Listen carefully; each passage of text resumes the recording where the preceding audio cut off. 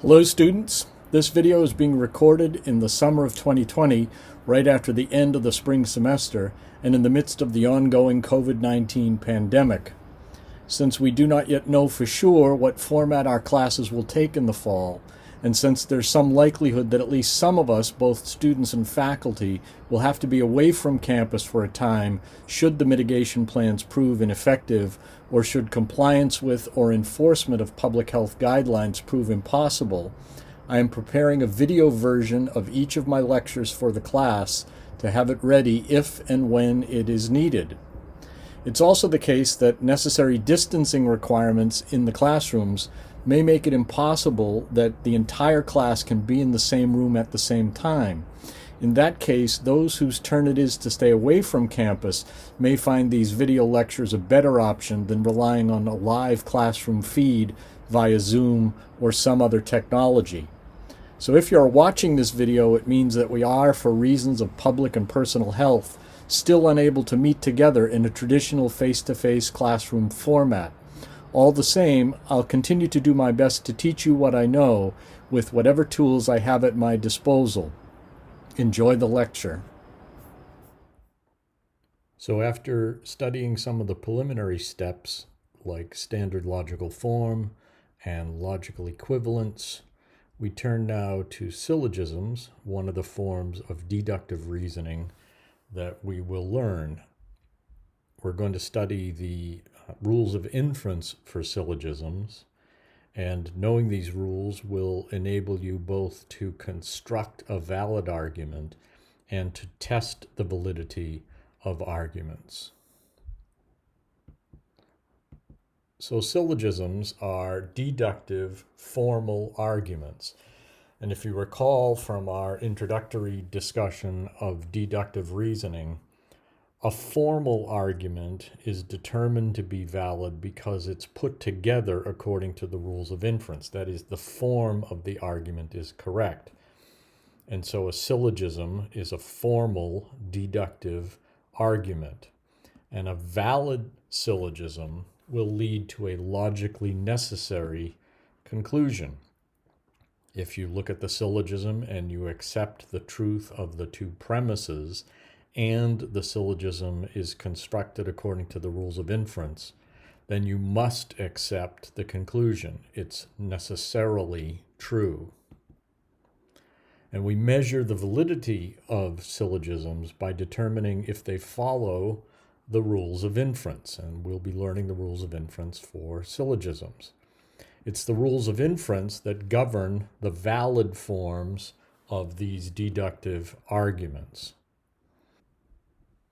So as we begin to understand how syllogisms work, we want to keep in mind what we've learned already about terms, about how those terms, whether they're subject terms or predicate terms, represent classes or categories of things in the real world.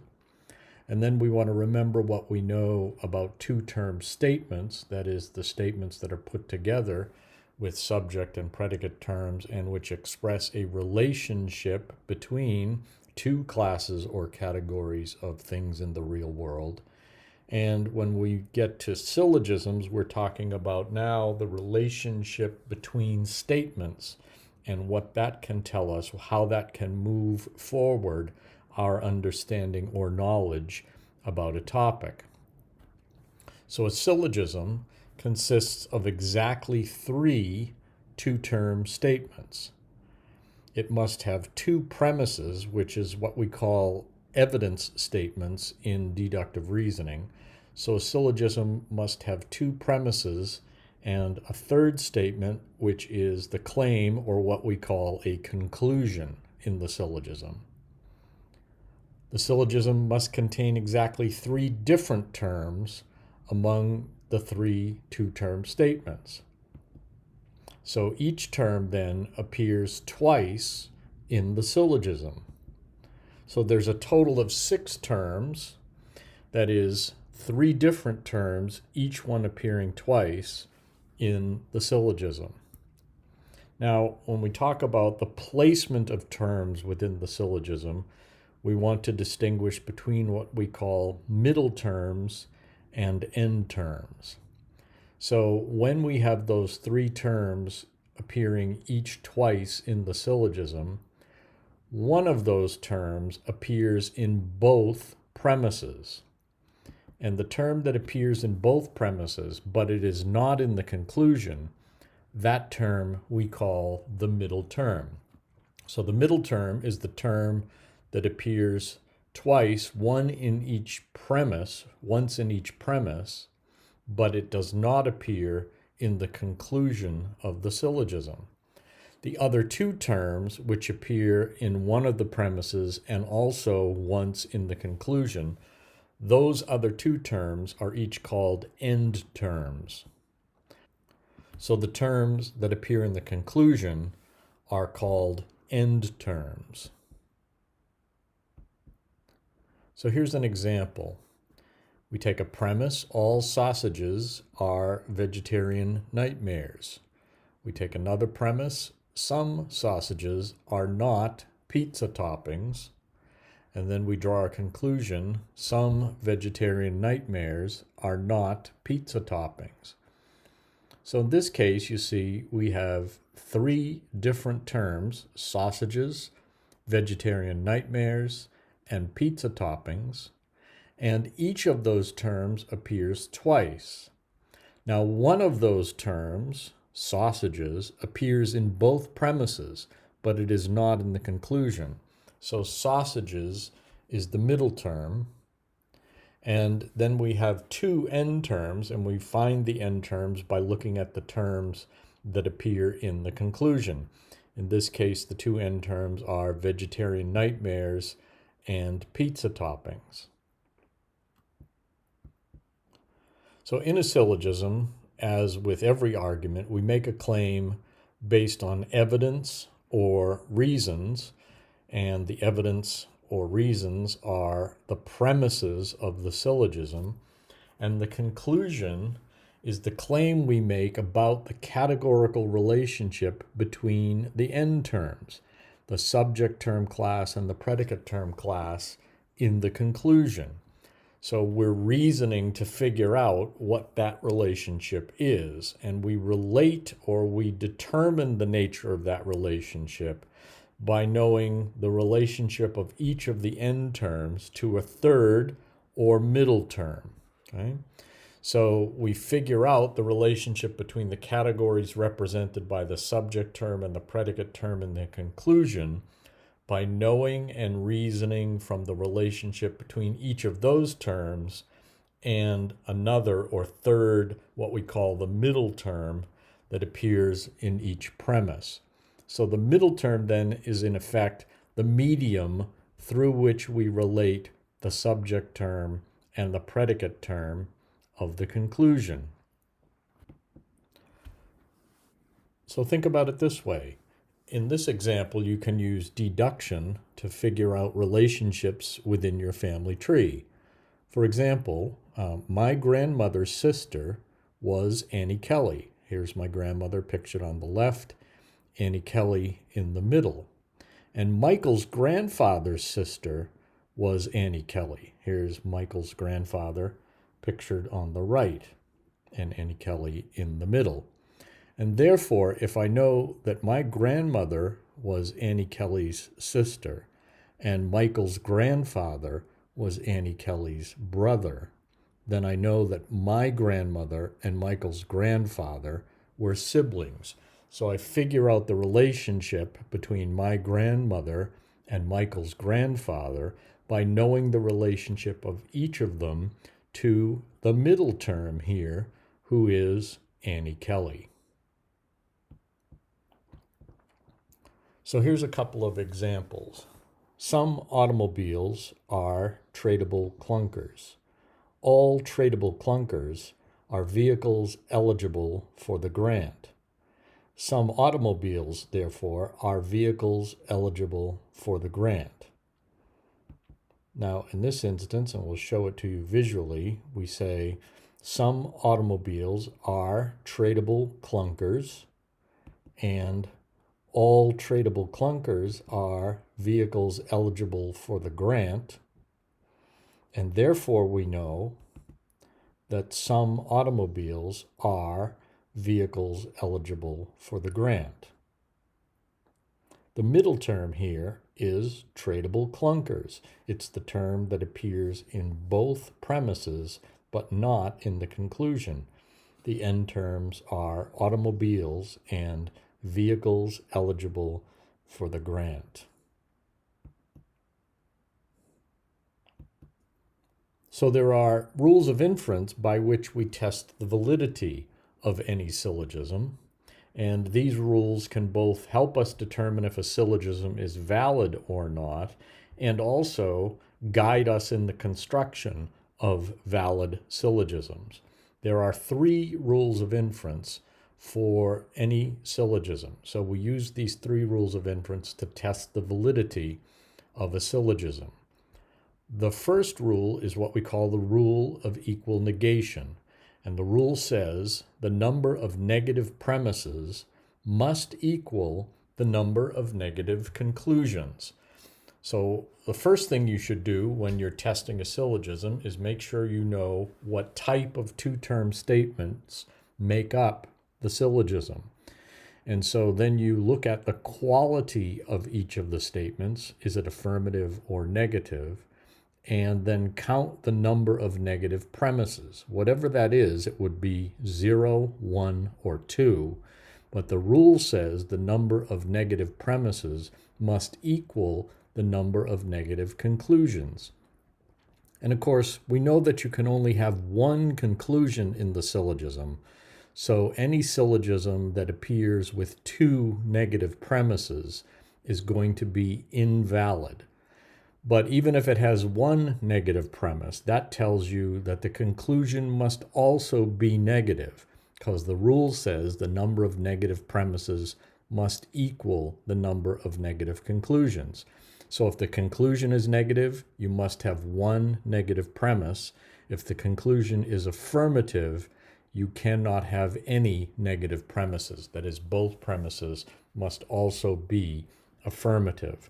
So the first rule is the rule of equal negation. The number of negative premises must equal the number of negative conclusions. The second rule is the rule of middle distribution. And I'll explain distribution here in a moment. But first, the rule says that middle terms must be distributed once and only once. So you're going to find the middle term, and then based on what I'll tell you in a moment here, you'll determine whether that middle term is distributed each time it appears in the syllogism. So it'll appear once in the first premise and once in the second premise, and depending on the type of 2-term statement and the position of the term in the statement, is it the subject term or the predicate term, you will be able to determine whether that term is distributed. The middle term rule is middle terms must be distributed once and only once. So if you find a middle term that's not distributed at all, or a middle term that's distributed twice, it will violate that rule of middle distribution. And then the third rule of inference for syllogisms is the rule of equal distribution. And so the rule of equal distribution concerns the end terms. And because there are 2 end terms, you must apply this rule twice. You apply it once for each of the end terms. And the rule says that each end term must be equally distributed. And all that means is, again, looking at where the term appears in a 2-term statement, what type of statement it appears in, you determine whether the term is in a distributed position or a non-distributed or undistributed position. If an end term is distributed in the conclusion, it must also be distributed where it appears in the premise. And if it is not distributed in the conclusion, it must also not be distributed when it appears in a premise. That is, it must have the same or equal distribution in both the premise and in the conclusion. So if an end term is distributed in the conclusion, it must be distributed in the premise. And if it's not distributed in the conclusion, it cannot be distributed in the premise. And you apply this rule twice. You look at the first end term, and then you look at the second end term, and you apply it twice and separately, once for each end term. Now, when a syllogism violates these rules of inference, we say then that the syllogism is invalid because it commits a fallacy, or more than one fallacy. So there are 3 fallacies associated with the rules of inference, one for each of the rules. A violation of the rule of equal negation is called the fallacy of unequal negation. And a violation of the rule of middle distribution is called the fallacy of the maldistributed middle. And a violation of the rule of equal distribution commits the fallacy of unequal distribution. Now, because we have 2 end terms and you apply that rule twice, it is possible to have 2 fallacies of unequal distribution in the same syllogism. So you're applying each of these rules to every syllogism, and it's possible then to generate, depending on what the circumstances are in the syllogism, what the terms are, where those terms appear, the types of statements that they appear in, you will determine whether the syllogism is valid by applying these rules. And if there is a violation of any one of the rules, or any combination of the rules, the syllogism is invalid because it will have committed one or more of these fallacies.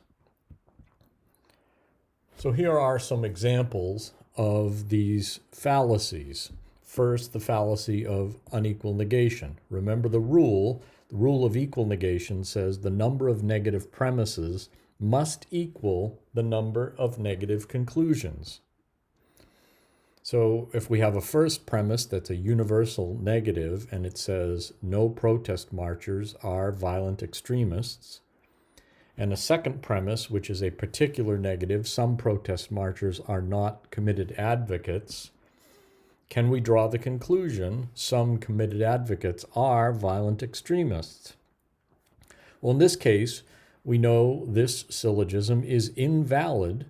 And we know that because we find that it has 2 negative premises, a universal negative in the first premise, a particular negative in the second premise. And as it turns out also, it has an affirmative conclusion. So we look at this and we know the number of negative premises does not equal the number of negative conclusions. In this case, we have 2 negative premises and 0 negative conclusions. So this particular syllogism violates that rule of equal negation. It commits the fallacy of unequal negation.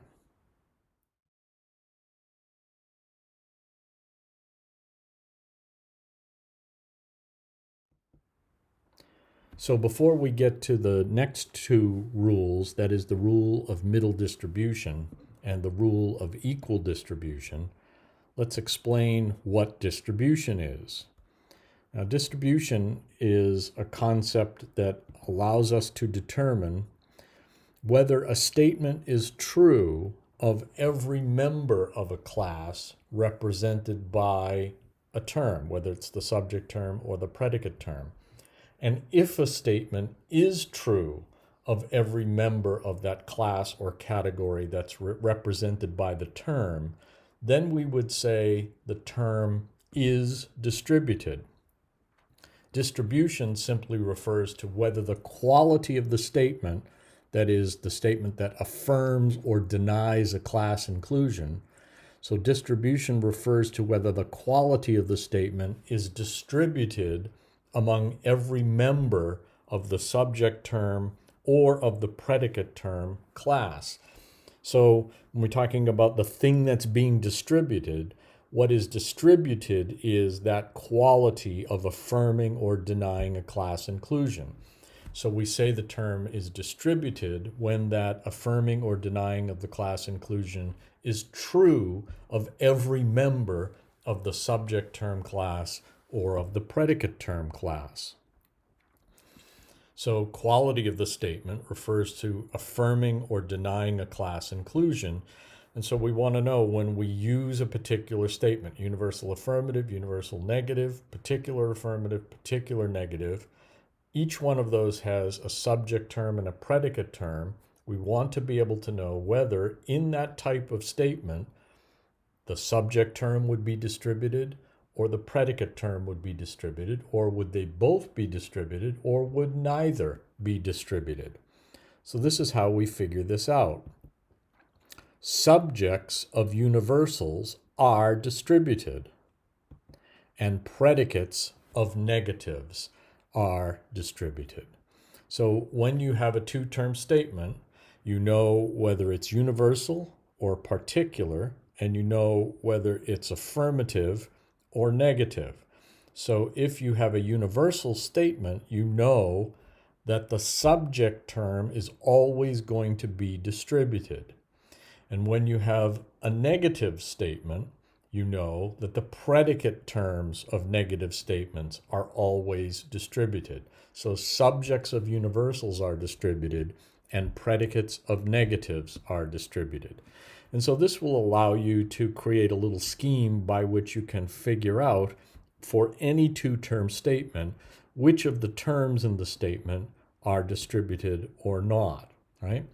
So because subjects of universals are distributed and predicates of negatives are distributed, when you have a universal affirmative statement, you know the subject term is distributed, but the predicate term is not. And it's not because it's, in this case, predicate of an affirmative. But the rule is predicates of negatives are distributed. And then with the universal negative, you know that both terms are distributed, because in a universal negative, the subjects of a universal are distributed, but also the predicates of negatives are distributed. So both terms are distributed. Then with a particular affirmative, neither term, subject or predicate, is distributed. Because again, it's subjects of universals, but here we have a particular, and it's predicates of negatives, but here we have an affirmative. So neither term in a particular affirmative is distributed. And then with particular negatives, we have a subject term, but it's subject of a particular, not a universal, so it's not distributed. But we have a predicate term in a negative, and predicates of negatives are distributed. So here's one thing that you can do in trying to recollect or figure out the distribution scheme in a syllogism is remember these two basic rules here. Subjects of universals are distributed and predicates of negatives are distributed. So here's an example. All ministers are biblical scholars. The statement affirms a class inclusion. It's a universal affirmative. Does the statement affirm that inclusion of every member of the subject term class? In other words, is the statement true of every member of the subject term class? And if you look at the statement, you see subjects of universals are distributed. We know that. But you can also figure out, well, the statement tells us every member of the class of ministers is also in the category or class of biblical scholars. So indeed, it does affirm the inclusion of every member of the subject term class. And that's why in this case, the term ministers, the subject term in a universal, is a distributed term. And then we could ask, does the statement affirm that inclusion of every member of the predicate term class? In other words, is it true that every member of the class or category of biblical scholars is a minister? And in this case, we would have to say, no, that's not what the statement tells us. It does say all ministers are biblical scholars, but it does not say all biblical scholars are ministers. And so the answer would be no. So the predicate term is not distributed.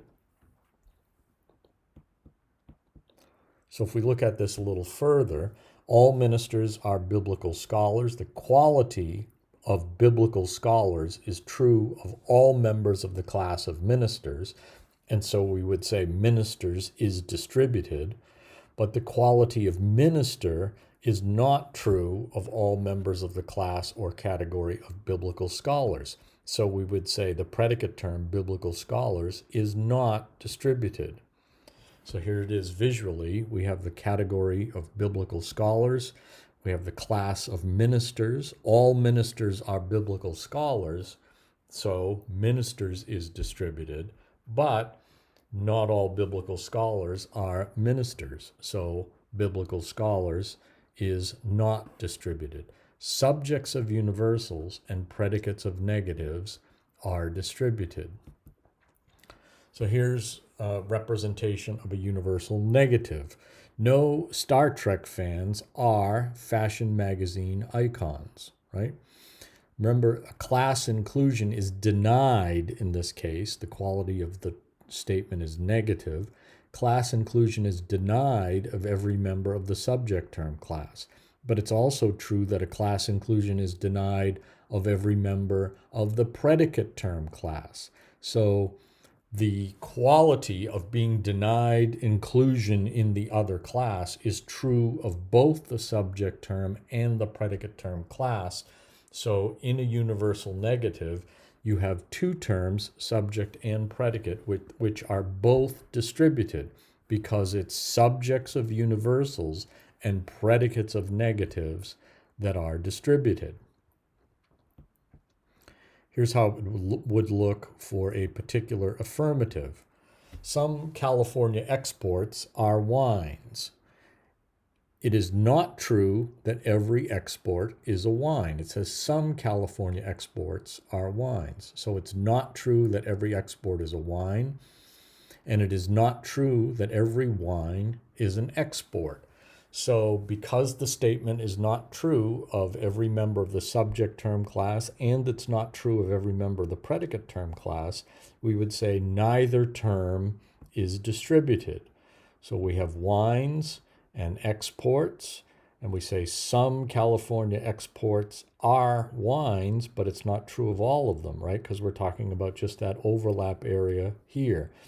And when we cannot say the whole statement is true of the subject term class or of the predicate term class, then we have neither term distributed. Then finally, with a particular negative. Some radio operators are not commercial broadcasters. Notice in this case, the statement denies a class inclusion because it's a negative statement. It denies inclusion for some radio operators. It says of those radio operators that they're not commercial broadcasters.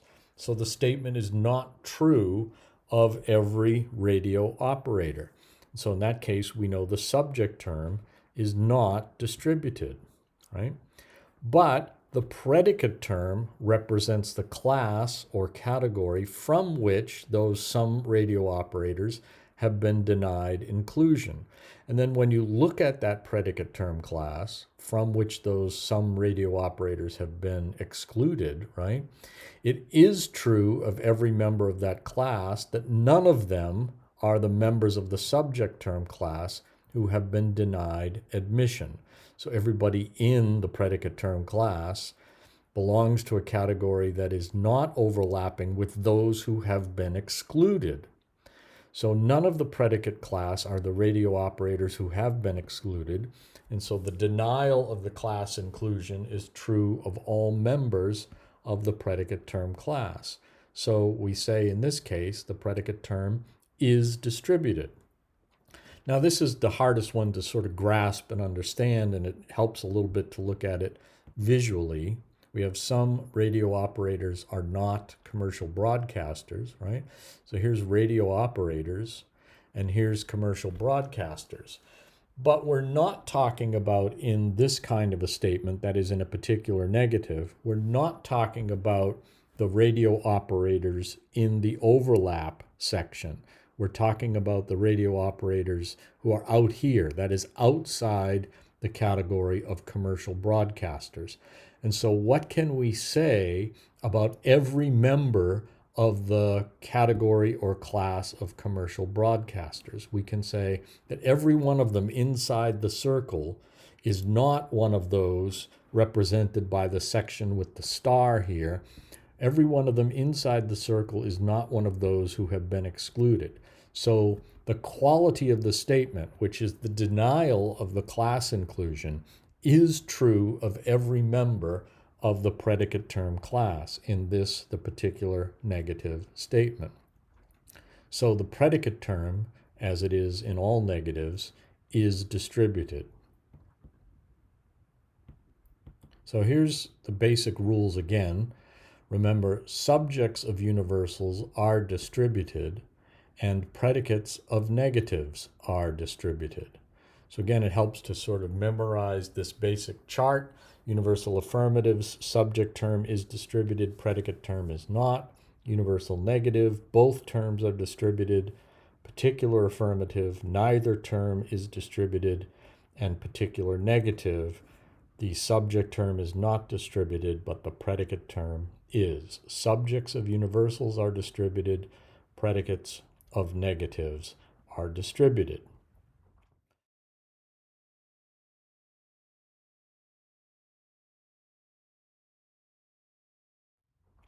So now, with this understanding of distribution and with the basic rules for determining whether any term would be distributed or not, we can return to our rules of inference.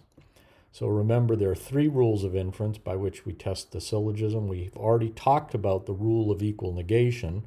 That is, the number of negative premises must equal the number of negative conclusions. And we have yet to discuss the rule of middle distribution, which says middle terms must be distributed once and only once. Nor have we discussed yet the rule of equal distribution, which tells us each end term must be equally distributed. And again, we apply that last rule, the rule of equal distribution, we apply that twice, once for each end term. So, and then each of these corresponds to the fallacies that we've already introduced. The fallacy of unequal negation, the fallacy of maldistributed middle, and the fallacy of unequal distribution. So let's look at maldistributed middle. Okay? So here we have the first premise, a universal affirmative. All mystery novels are potential movie scripts. And a second premise, all dramatic narratives are potential movie scripts. And we draw the conclusion that therefore all mystery novels are dramatic narratives. So is this a valid syllogism? We could first of all apply the rule of equal negation, but we look at this and we see three affirmative statements. So we have no negative conclusions and no negative premises. So in this case, the rule of equal negation is fine. That is, it doesn't even apply in the sense that we have nothing negative. So we have a universal affirmative, and a universal affirmative. But we then want to look at whether the terms in each of the statements are distributed or not. So remembering that in a universal affirmative, the subjects of universals are distributed, and predicates of negatives are distributed, but with a universal affirmative, we have a subject term that's distributed and a predicate term that is not distributed. And so I've represented those here with the check marks and the X's over the terms. Now, as you look at this, we find the middle term. The middle term is the term that appears in both premises, but it is not in the conclusion. So the middle term is in blue here, potential movie scripts. It appears in both premises, but not in the conclusion. And then we look at where that term appears in each of the premises. In the first premise, it's the predicate term of a universal affirmative, but that means it's not distributed. And in the second premise, it is also the predicate term of a universal affirmative. So again, it is not distributed. However, the middle term rule, that is the rule of middle distribution, tells us that middle terms must be distributed once and only once, and we have a middle term that's not distributed at all. And that tells us that this particular syllogism is invalid. It violates that rule of middle distribution, and so it commits the fallacy of maldistributed middle. Here's another example. Some beers are German beverages. Some German beverages are not social lubricants, and therefore some beers are not social lubricants.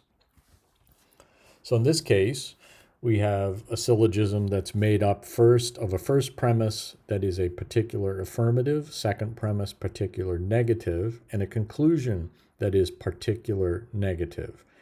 We could apply the rule of equal negation first, but in doing that we find we have a negative conclusion and one negative premise, and so the number of negative premises equals the number of negative conclusions.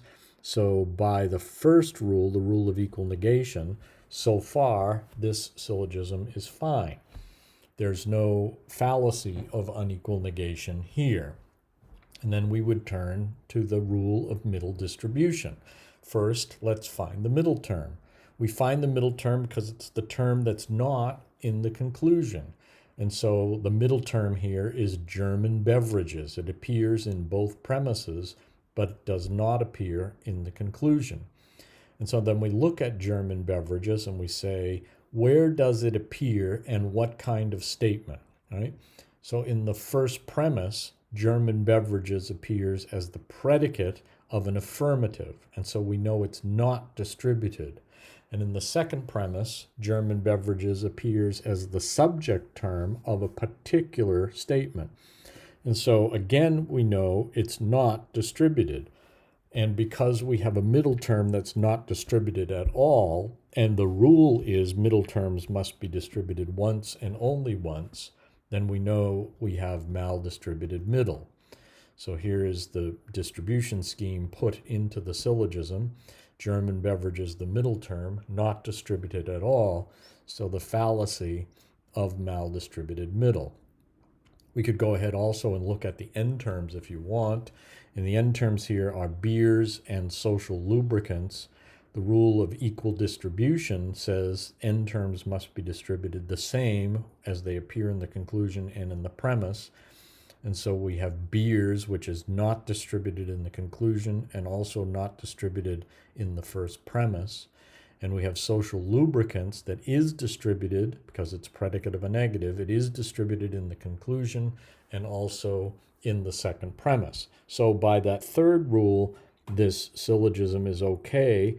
And we said it was also okay by the first rule, but the middle term rule makes it invalid because it commits the fallacy of maldistributed middle. So then we move to that third fallacy, the fallacy of unequal distribution. So here's an example. All chemists are frustrated French chefs. All frustrated French chefs are unpleasant dinner companions, and therefore some chemists are unpleasant dinner companions. So again, applying all of the three rules of inference, right? First, we'll recognize that we have a universal affirmative, a universal affirmative second premise, and a particular affirmative conclusion. We also then identify the distribution scheme of each of the terms. In the first premise, chemists is the subject of a universal, so it is distributed. Frustrated French chefs is the predicate of an affirmative, so it's not distributed. In the second premise, we have frustrated French chefs. It is distributed because it's subject of a universal, and unpleasant dinner companions is not distributed because it's predicate of an affirmative. And then in the conclusion, chemists is not distributed because it's subject of a particular, and unpleasant dinner companions is not distributed again because it's predicate of an affirmative. So again, we could apply all three rules, start with the rule of equal negation, but again, we have three affirmative statements, and so we have no negative conclusions and no negative premises, and that's fine. Then we look at the middle term. The middle term is frustrated French chefs here, and the rule for middle terms is they must be distributed once and only once. But as we look at this, we see it's not distributed in the first premise, but it is distributed in the second premise as the subject of a universal. And so frustrated French chefs, the middle term, is fine. But then we look at the end terms. And again, we're applying this rule of equal distribution twice, once for each term. So we take the first end term, chemists, and we see that it is not distributed in the conclusion because it appears as the subject of a particular. But it is distributed in the first premise because it's subject of a universal. So when you have an end term that's distributed in the premise but not in the conclusion, that's unequal. It's not the same above and below the line. So those must be the same, whether it's both of them not distributed or both of them distributed. But when they are different or unequal, then we have the fallacy of unequal distribution. So in this case, we have the fallacy of unequal distribution of the end term chemists. You look at the other end term too, because you want to apply this rule twice, and unpleasant dinner companions is not distributed in the conclusion because it's predicate of an affirmative, and the same is true where unpleasant dinner companions appears in the second premise. It is predicate of an affirmative. So both times it's not distributed. So for that end term, it's fine. But the syllogism is still invalid because of that one fallacy, the fallacy of unequal distribution of the end term chemists.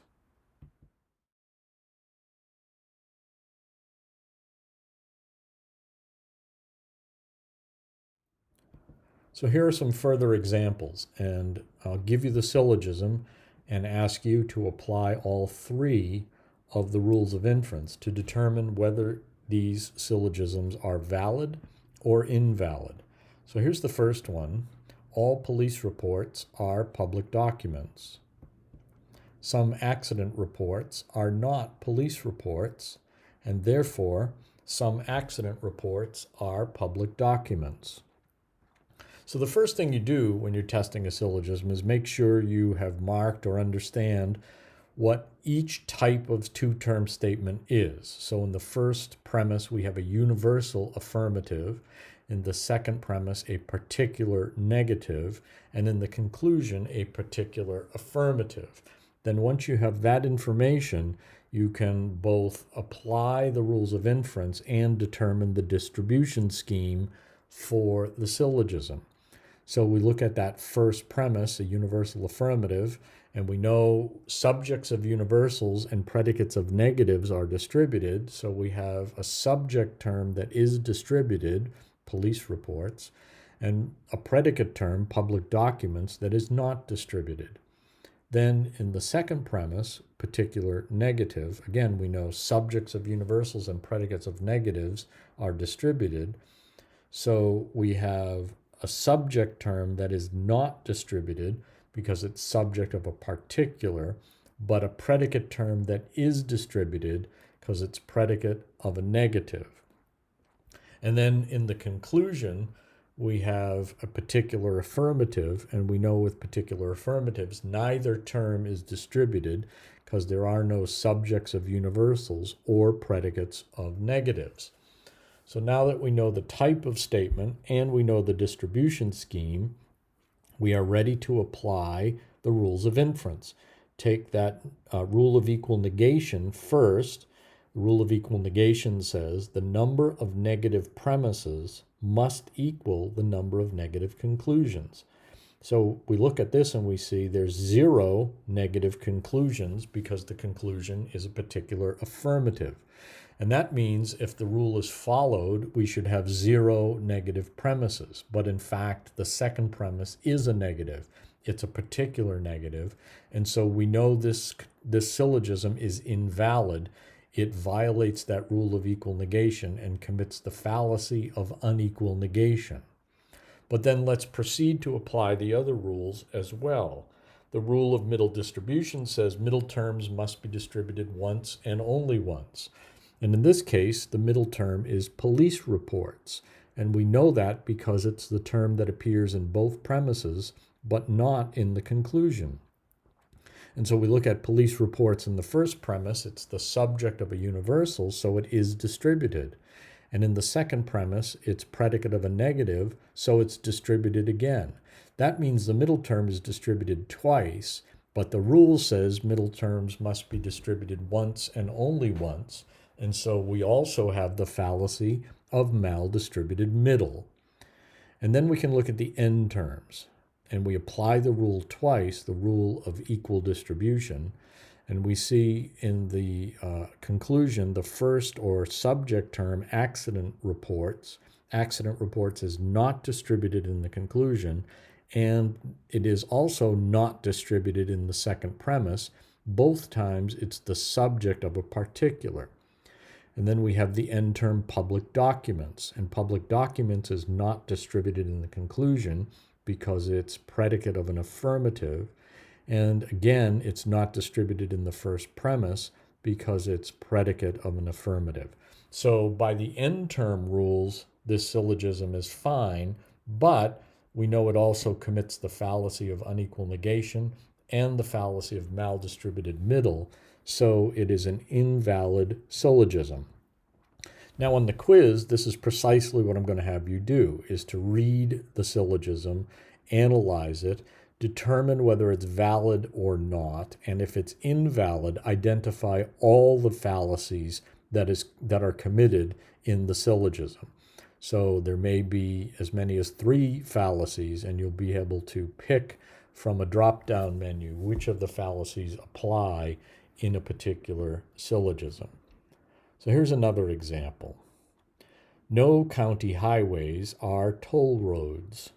All county highways are beautiful turnpikes, and therefore no beautiful turnpikes are toll roads. So again, we determine first the type of statements we have. First premise is a universal negative. Second premise is a universal affirmative. And the conclusion is a universal negative. And then we can determine the distribution scheme in the syllogism. We have a universal negative, so both subject and predicate terms are distributed. Subjects of universals and predicates of negatives are distributed. So in that first premise, county highways is distributed and toll roads are distributed. In the second premise, universal affirmative, the subject term, county highways, is distributed, but the predicate term is not because it's predicate of an affirmative. And then in the conclusion, again, another universal negative, both terms are distributed. So then we go ahead and apply the rules of inference. We have one negative premise and one negative conclusion, so that's equal negation, and that's fine. Then we find the middle term. The middle term is county highways. It appears in both premises, but not in the conclusion. And county highways, though, is distributed twice. Both times it's the subject of a universal, which means this syllogism commits the fallacy of maldistributed middle, because the middle term is distributed twice, and the rule is middle terms must be distributed once and only once. But let's proceed to apply also the rules of equal distribution. So we have the first end term, beautiful turnpikes. It is distributed in the conclusion because it's subject of a universal, but it is not distributed in the second premise where it is predicate of an affirmative. So that's unequal distribution of the end term, beautiful turnpikes. Then we can look at the end term, toll roads. It is distributed in the conclusion because it's predicate of a negative, and it's also distributed in the first premise because it's predicate of a negative, and that end term then is okay. But the syllogism is still invalid because it commits the fallacy of maldistributed middle and because it commits the fallacy of unequal distribution of the end term, beautiful turnpikes. Here's some more examples. All country singers are patriotic citizens. Some country singers are government critics, and therefore some patriotic citizens are government critics. So again, in this case, start by identifying the type of statement. We have a universal affirmative first premise. We have a particular affirmative second premise, and also a particular affirmative conclusion. We know in universal affirmatives that the subject term is distributed, but the predicate term is not. in a particular affirmative, neither term is distributed, and that would be true both of the second premise and of the conclusion. So then we can apply the rules of inference. We have three affirmative statements, so the rule of equal negation passes. We have 0 negative conclusions and 0 negative premises, so those are equal. And then we have the middle term rule, and the middle term is country singers. It's the term that appears in both premises, but not in the conclusion. And country singers is distributed in the first premise because it's subject of a universal, but it is not distributed in the second premise because it's subject of a particular. So the middle term is distributed once, and that passes the rule. That is, the rule is for middle terms must be distributed once and only once, and country singers is distributed once in the first premise. Then we can look at the rule for end terms, rule of equal distribution. Patriotic citizens, not distributed in the conclusion because it's subject of a particular, and it's not distributed in the first premise because it's predicate of an affirmative. So that's equal, both times not distributed, and so that's fine. And then we take the term government critics. Government critics is not distributed in the conclusion because it's predicate of an affirmative. And in the second premise, it is also predicate of an affirmative, so it's not distributed again. And that means government critics is equally distributed, and that's fine, which means this syllogism passes all the tests and is a valid syllogism. So here's another example. Jimmy Fallon is a media icon. Some religious prophets are not media icons. Therefore, Jimmy Fallon is not a religious prophet. So again, remember when we're talking about individuals that we're talking always about universal statements. So the first statement here would be a universal affirmative, and the conclusion would be a universal negative statement, right? And so then we know we have a universal affirmative first premise, we have a particular negative second premise, and a universal negative conclusion. And then we also know then that Jimmy Fallon is distributed in the first premise because it's subject of a universal, but media icon is not distributed because it's predicate of an affirmative. In the second premise, we have religious prophets, subject of a particular, not distributed, but we have media icons, predicate of a negative, and that is distributed in the second premise. And then in the conclusion, we have a universal negative. In other words, we would translate this as no Jimmy Fallon are religious prophets. And so with the universal negative, both terms are distributed. So we can apply the rules. The rule of equal negation, we have one negative conclusion and one negative premise. That's equal. So by the first rule, this syllogism passes. Then the second rule regarding the middle term, and the middle term here is media icons, and we know that because it appears in both premises, but it is not in the conclusion. And media icons is not distributed in the first premise because it's predicate of an affirmative, but it is distributed in the second premise because it's predicate of a negative. And so the middle term is distributed once, and that passes the rule. So then we have two end terms, Jimmy Fallon and religious prophets. We look at Jimmy Fallon. It is distributed in the conclusion, subject of a universal, and it's distributed in the first premise, also subject of a universal. And that's fine. So then we go to the second end term, religious prophet, and we notice that in the conclusion, it is distributed because it's predicate of a negative, but in the second premise, it is not distributed because it's subject of a particular. So that's unequal, which means this fallacy is invalid because it commits the fallacy, or this syllogism is invalid because it commits the fallacy of unequal distribution of the end term, religious prophets. Here's a couple more. Some capitalists are not ethical businessmen. all ethical businessmen are philanthropists, and some philanthropists are not capitalists. So again, we start with particular negative premise, a universal affirmative premise, and a particular negative conclusion. We have in the first premise, the subject term is not distributed, but the predicate term is distributed. In the second premise, the subject term is distributed, but the predicate term is not distributed. And in the conclusion, the subject term not distributed and the predicate term is distributed. So we have one negative premise and one negative conclusion.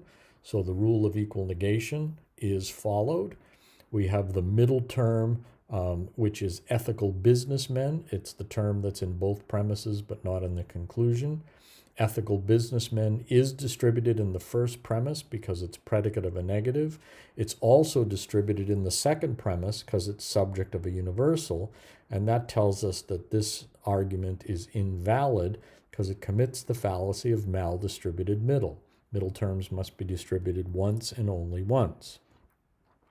Then we can look at the end term philanthropists. Philanthropist is not distributed in the conclusion. It's subject of a particular, and it's not distributed in the second premise because it's predicate of an affirmative. And so that's fine. We have equal distribution of the end term philanthropists. And then we look at capitalists, and capitalists is distributed in the conclusion because it's predicate of a negative, but it is not distributed in the first premise because it's subject of a particular. And so that's unequal. So in this case, we have an invalid syllogism because we have maldistributed middle and unequal distribution of the end term capitalists. So here's another example. No carnival barkers are feminists. Some carnival barkers are football linebackers, and therefore some feminists are football linebackers. So we look at this and we see we have a universal negative first premise, a particular affirmative second premise, and a particular affirmative conclusion. And if we look at the distribution scheme in the first premise, both the subject and the predicate terms are distributed because subjects of universals and predicates of negatives are distributed. So we have two distributed terms. In the second premise, we have neither term distributed because it's a particular affirmative, and the same with the conclusion. Neither feminists nor football linebackers in the conclusion are distributed because we have a particular affirmative. So then we can apply the rules, and as we do that, we notice that we have one negative premise but zero negative conclusions. So we violate that rule of equal negation, fallacy of unequal negation. We have then the middle term, and the middle term is carnival barkers. Carnival barkers is distributed in the first premise, but not in the second premise, and that's fine because middle terms must be distributed once and only once. And then we have the end terms, feminists and football linebackers. Feminists is not distributed in the conclusion because it's subject of a particular, but it is distributed in the first premise because it's predicate of a negative, and that's unequal distribution. And so we have that second fallacy, fallacy of unequal distribution. And then the second end term, football linebackers. Football linebackers is not distributed in the conclusion. It's predicate of an affirmative, and it's the same in the second premise as predicate of an affirmative. So football linebackers is okay.